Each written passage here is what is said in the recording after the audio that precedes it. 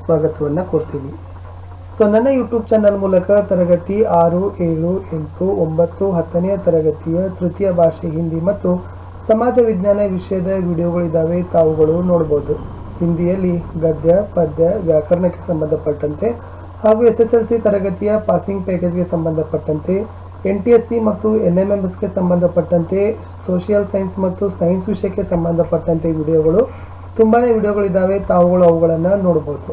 ನಿಮಗೆ ವಿಡಿಯೋ ನೋಡಿದಾಗ ಇಷ್ಟ ಆದರೆ ಒಂದು ಲೈಕ್ ಕೊಡಿ, ನಿಮ್ಗೆ ಗೆಳೆಯರ ಬಳಗಕ್ಕೂ ಶೇರ್ ಮಾಡಿ, ಇದರಿಂದ ಅವ್ರಿಗೂ ಕೂಡ ಉಪಯೋಗ ಆಗಲಿ. ಜೊತೆಗೆ ವಿಡಿಯೋದ ಕುರಿತಾಗಿರ್ತಕ್ಕಂಥ ಅನಿಸಿಕೆ ಅಥವಾ ಸಂದೇಹ ಸಮಸ್ಯೆಗಳಿದ್ದರೆ ದಯಮಾಡಿ ತಾವು ಕಮೆಂಟ್ ಬಾಕ್ಸ್ನಲ್ಲಿ ಒಂದು ಪೋಸ್ಟ್ ಮಾಡಲು ಸಹಿತ ಮರೆಯದಿರಿ. ಶುರು ಮಾಡೋಣ. ಈ ದಿನ 10ನೇ ತರಗತಿಯ ಸಮಾಜ ವಿಜ್ಞಾನ ಪಠ್ಯಪುಸ್ತಕ ಭಾಗ 1 ಇದೆ. ಅದರಲ್ಲಿ ಭೂಗೋಳದಲ್ಲಿನ ಮೊದಲ ಪಾಠ ತಂದಿದ್ದೀನಿ, ಭಾರತದ ಸ್ಥಾನ ಮತ್ತು ವಿಸ್ತೀರ್ಣ ಅಂತಕ್ಕಂಥದ್ದು. ಇದು ಬರೀ 10ನೇ ತರಗತಿಗೆ ಅಷ್ಟೇ ಅಲ್ಲದೆ ಎಲ್ಲ ಸಂಯುಕ್ತ ಸ್ಪರ್ಧಾತ್ಮಕ ಪರೀಕ್ಷೆಗಳಿಗೆ ಉಪಯೋಗವಾಗಿರ್ತಕ್ಕಂಥ ವಿಡಿಯೋನೂ ಆಗಿದೆ. ಪಾಠದ ಬಹಳಷ್ಟು ಮೂಲ ಸಾಮರ್ಥ್ಯಗಳ ಬಗ್ಗೆ ಮಾಹಿತಿ ಇದರಲ್ಲಿದೆ. ಅದಕ್ಕಾಗಿ ಎಲ್ಲ ಸಂಯುಕ್ತ ಸ್ಪರ್ಧಾತ್ಮಕ ಪರೀಕ್ಷೆಗಳ ತಯಾರಿದವರಿಗೆ ಇದು ಅನುಕೂಲ ಆಗತ್ತೆ ಅಂತಕ್ಕಂಥದ್ದು ನನ್ನದು. ಶುರು ಮಾಡೋಣ ಪ್ರಶ್ನೋತ್ತರಗಳ ಒಂದು ವಿಡಿಯೋ. ಪ್ರಶ್ನೆ 1 ಬಂತು, ಬಿಟ್ಟಿರುವ ಸ್ಥಾನಗಳನ್ನು ಸೂಕ್ತ ಉತ್ತರಗಳಿಂದ ಭರ್ತಿ ಮಾಡುವುದಿದೆ. ಮೊದಲ ಪ್ರಶ್ನೆ ಇತ್ತು, ಭಾರತದ ಒಟ್ಟು ವಿಸ್ತೀರ್ಣ ಡ್ಯಾಶ್ ಚದರ ಕಿಲೋಮೀಟರ್. ಭಾರತದ ಒಟ್ಟಾರೆಯಾಗಿರ್ತಕ್ಕಂಥ ವಿಸ್ತೀರ್ಣ ಇರ್ತಕ್ಕಂಥದ್ದು 32,87,263 ಚದರ ಕಿಲೋಮೀಟರ್. ಪ್ರಶ್ನೆ 2 ಬಂತು, ಭಾರತದ ಆಗ್ನೇಯ ಭಾಗದಲ್ಲಿ ಡ್ಯಾಶ್ ದೇಶವಿದೆ. ಭಾರತದ ಆಗ್ನೇಯ ದಿಕ್ಕಿನಲ್ಲಿ ಇರ್ತಕ್ಕಂಥ ದೇಶ ಯಾವುದಪ್ಪ ಅಂದ್ರೆ ಅದುವೇ ಶ್ರೀಲಂಕಾ ದೇಶ. ಪ್ರಶ್ನೆ 3, ಭಾರತದ ಮಧ್ಯಭಾಗದಲ್ಲಿ ಡ್ಯಾಶ್ ಅಕ್ಷಾಂಶವು ಹಾಯ್ದು ಹೋಗಿದೆ.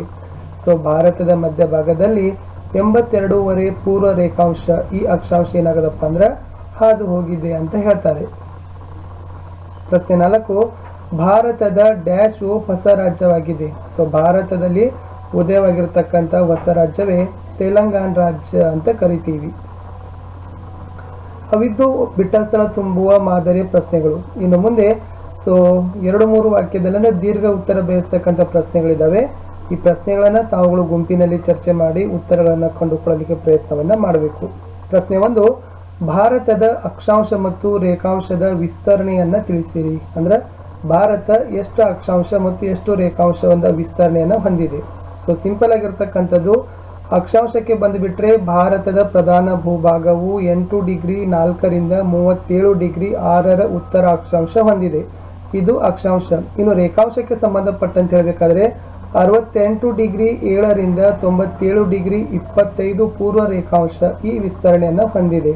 ಅಕ್ಷಾಂಶ 6 ಡಿಗ್ರಿ 4 ರಿಂದ 37 ಡಿಗ್ರಿ 6, ರೇಖಾಂಶ 68 ಡಿಗ್ರಿ 7 ರಿಂದ 97 ಡಿಗ್ರಿ 25. ಇದುವೇ ಭಾರತ ಹೊಂದಿರತಕ್ಕಂಥ ಅಕ್ಷಾಂಶ ಮತ್ತು ರೇಖಾಂಶದ ವಿಸ್ತರಣೆ. ಪ್ರಶ್ನೆ 2 ಬಂತು, ಭಾರತದ ದಕ್ಷಿಣ ತುದಿ ಯಾವುದು. ಭಾರತದ ದಕ್ಷಿಣ ತುದಿಯ ಹೆಸರೇನಂತ ಕೇಳಿದ್ದಾರೆ. ಅದುವೇ ಇತ್ತು ಇಂದಿರಾ ಪಾಯಿಂಟ್, ದಕ್ಷಿಣದ ತುದಿ. ಪ್ರಶ್ನೆ 3, ಭಾರತದ ವಾಯವ್ಯದಲ್ಲಿರುವ ನೆರೆಯ ರಾಷ್ಟ್ರಗಳನ್ನು ಹೆಸರಿಸಿ. ಭಾರತದ ವಾಯವ್ಯ ದಿಕ್ಕಿನಲ್ಲಿರ್ತಕ್ಕಂಥ ನೆರೆಯ ರಾಷ್ಟ್ರಗಳು ಯಾವ್ಯಾವು. ಅದುವೇ ಒಂದು ಪಾಕಿಸ್ತಾನ್, ಇನ್ನೊಂದು ಅಫ್ಘಾನಿಸ್ತಾನ್. ಇವೆರಡೂ ಕೂಡ ಭಾರತದ ವಾಯವ್ಯ ದಿಕ್ಕಿನಲ್ಲಿರ್ತಕ್ಕಂಥ ದೇಶಗಳು. ಪ್ರಶ್ನೆ 4, ಭಾರತದ ಮೇರೆಗಳ ಕುರಿತು ಟಿಪ್ಪಣಿಯನ್ನ ಬರೆಯಿರಿ. ಮೇರೆಗಳು ಅಂದ್ರೆ ಗಡಿ.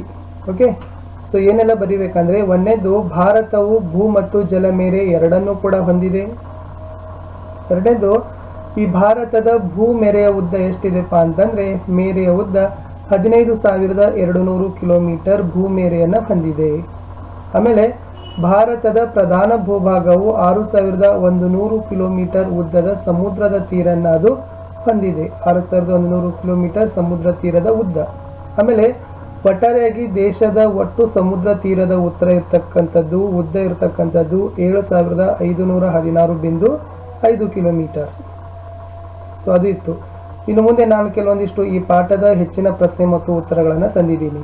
ಬಹಳ ಇಂಪಾರ್ಟೆಂಟ್ ಇದ್ದಾವೆ. 6-7 ಪ್ರಶ್ನೆಗಳಿದ್ದಾವೆ, ನೋಡ್ಕೊಂಡು ಬರೋಣ. ಮೊದಲು ಭಾರತದ ಉತ್ತರ ತುದಿ ಯಾವುದು. ದಕ್ಷಿಣ ತುದಿ ಗೊತ್ತಾಯ್ತು, ಇಂದಿರಾ ಪಾಯಿಂಟು. ಹಾಗಾದ್ರೆ ಉತ್ತರದ ತುದಿ ಹೆಸರೇನಪ್ಪ ಅಂದ್ರೆ ಇಂದಿರಾ ಕೋಲ್. ಇದು ಭಾರತದ ಒಂದು ಉತ್ತರದ ತುದಿ ಅಂತ ಹೇಳ್ತೀವಿ. ಎರಡನೇದು ವಿಸ್ತೀರ್ಣದಲ್ಲಿ ಭಾರತವು ಎಷ್ಟನೆಯ ಸ್ಥಾನವನ್ನು ಹೊಂದಿದೆ. ಸೊ ವಿಸ್ತೀರ್ಣದಲ್ಲಿ ಭಾರತದ ಸ್ಥಾನ ಎಷ್ಟದಪ್ಪ ಅಂದ್ರೆ ಅದು 7ನೆಯ ಸ್ಥಾನವನ್ನು ಹೊಂದಿದೆ. ಇನ್ನು ಮುಂದೆ ವಿಸ್ತೀರ್ಣದಲ್ಲಿ ಅತಿ ದೊಡ್ಡದಾದ ದೇಶ ಯಾವುದು.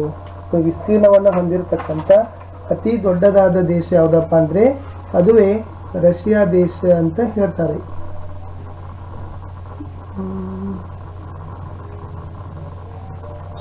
ಮುಂದಿನ ಪ್ರಶ್ನೆ ಬಂತು, ಭಾರತವು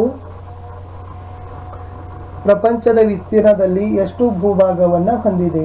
ಸೊ ವಿಸ್ತೀರ್ಣದಲ್ಲಿ ಒಟ್ಟಾರೆಯಾಗಿ ಪ್ರಪಂಚದಲ್ಲಿ ವಿಸ್ತೀರ್ಣ ಪ್ರಮಾಣದಲ್ಲಿ ಭಾರತದ ಭೂಭಾಗದ ಶೇಕಡ ಎಷ್ಟದಪ್ಪ ಅಂದ್ರೆ 2.42 ಭೂಭಾಗವನ್ನು ಅದೇನದಪ್ಪ ಅಂದ್ರೆ ಹೊಂದಿದೆ ಶೇಕಡ ಪ್ರಮಾಣದಲ್ಲಿ ಹೇಳೋದಾದ್ರೆ. ಮುಂದಿನ ಪ್ರಶ್ನೆ, ಭಾರತವು ಎಷ್ಟು ದೇಶಗಳೊಂದಿಗೆ ಗಡಿಯನ್ನ ಹಂಚಿಕೊಂಡಿದೆ. ಸೊ ಭಾರತ ನೆರೆಯ ಗಡಿಯನ್ನ ಎಷ್ಟು ದೇಶದವರ ಜೊತೆ ಹಂಚಿಕೊಂಡಿದೆಪ್ಪ ಅಂದ್ರೆ ಅದು 7 ದೇಶಗಳ ಜೊತೆಗೆ ಏನ್ ಮಾಡಿದೆ, ತನ್ನ ಗಡಿಯನ್ನ ಹಂಚಿಕೊಂಡಿದೆ.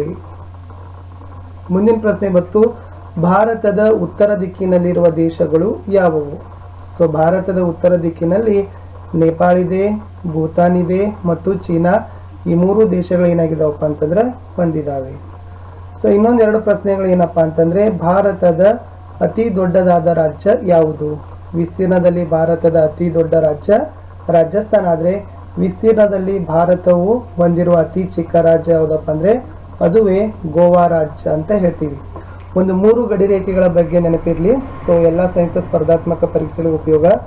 ಭಾರತ ಪಾಕಿಸ್ತಾನದ ಗಡಿ ರೇಖೆ ಹೆಸರು ರ್ಯಾಡ್ ಕ್ಲಿಫ್ ರೇಖೆ. ಭಾರತ ಮತ್ತು ಅಫ್ಘಾನಿಸ್ತಾನದ ಗಡಿ ರೇಖೆ ಹೆಸರು ಡ್ಯೂರಾಂಡೋ ರೇಖೆ. ಭಾರತ ಮತ್ತು ಚೀನಾ ಗಡಿ ರೇಖೆ ಹೆಸರು ಮ್ಯಾಕ್ಮೋಹನ್ ರೇಖೆ ಅಂತ ಕರಿತೀವಿ. ಭಾರತ ಮತ್ತು ಪಾಕಿಸ್ತಾನ್ ರ್ಯಾಡ್ ಕ್ಲಿಫ್ ರೇಖೆ, ಭಾರತ ಮತ್ತು ಅಫ್ಘಾನಿಸ್ತಾನ್ ಡ್ಯೂರಾಂಡ್ ರೇಖೆ, ಭಾರತ ಮತ್ತು ಚೀನಾದ ಗಡಿ ರೇಖೆಯನ್ನ ಮ್ಯಾಕ್ಮೋಹನ್ ರೇಖೆ ಅಂತ ಕರಿತೀವಿ. ವಿದ್ಯಾರ್ಥಿಗಳೇ, ಇಷ್ಟಿತ್ತು ಭಾರತದ ಸ್ಥಾನ ಮತ್ತು ವಿಸ್ತೀರ್ಣದಲ್ಲಿ ಇರ್ತಕ್ಕಂಥ ಒಂದು ಪಾಠದ ವಿಷಯಾಂಶಗಳು. ಮುಖ್ಯವಾಗಿ ಪ್ರಪಂಚದಲ್ಲಿ ಏಷ್ಯಾ ಖಂಡದಲ್ಲಿ ಭಾರತದ ಸ್ಥಾನವನ್ನ ತಾವುಗಳು ಈ ಪಾಠದ ಮೂಲಕ ತಿಳಿತೀರಿ. ಭಾರತದ ವಿಸ್ತೀರ್ಣ ಮತ್ತು ಮೇರೆಗಳ ಬಗ್ಗೆ ಪಾಠದಲ್ಲಿ ಇದೆ. ಭಾರತದ ನೆರೆಹೊರೆಯ ರಾಷ್ಟ್ರಗಳ ಬಗ್ಗೆನೂ ಕೂಡ ಏನ್ ಮಾಡೋದಪ್ಪ ಅಂತ ಅದು ಹೊಂದಿದೆ. ಸೊ ಇಷ್ಟಿತ್ತು ಭಾರತದ ಸ್ಥಾನ ಮತ್ತು ವಿಸ್ತೀರ್ಣ ಪಾಠದಲ್ಲಿ ಇರ್ತಕ್ಕಂಥ ಒಂದು ಪ್ರಶ್ನೋತ್ತರಗಳು. ನನ್ನ ವಿಡಿಯೋ ನಿಮಗೆ ಇಷ್ಟ ಆಗಿದೆ ಅಂತ ನಾನು ಅನ್ಕೊಂಡಿದ್ದೀನಿ.